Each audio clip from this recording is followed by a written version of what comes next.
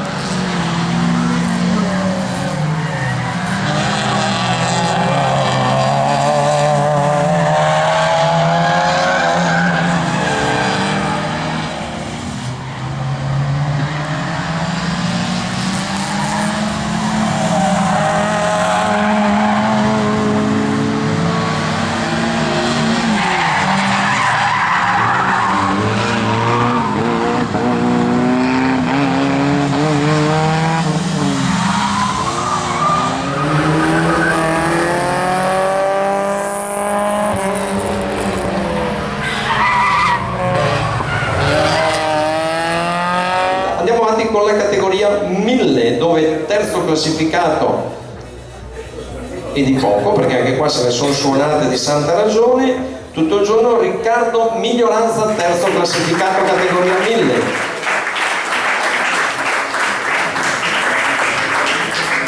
The Rock, beh, questo a me piace, vedete, perché quando ci sono dal primo al secondo la somma di due manche 8 decimi vuol dire che non sono più quei cessi che qualcuno purtroppo qualche volta ha definito le vetturette di categoria 1000. Anche questa è una categoria, oggi purtroppo il lavoro all'ultimo momento in 3 hanno dato forfait perché i giovani li fanno lavorare anche di domenica, quindi oggi sono mancati 3 in categoria che ho chiamato ieri sera, stamattina non ce la faccio venire, però sono giovani, erano 11 vetture. Agli organizzatori servono anche queste persone, allo sport soprattutto servono anche queste iniziative, e spero che nessuno rida più della categoria 1000 ma la consideri una vera categoria propedeutica, formativa, che poi quando si va sulla quella giusta, quando impari a guidare una 600 poi sai guidare qualsiasi cosa. L'altra volta ti mettiamo sulla 600, vediamo. Ok, ce l'ho con lui, mi odia. Complimenti alla categoria 1000 perché ci manca solo il primo che, dicevamo, per un 8 decimi vede vincitore Alex Zaramella. Complimenti. Eccoli qua. Abbiamo parlato anche della 1000, ci stiamo avvicinando alla fine.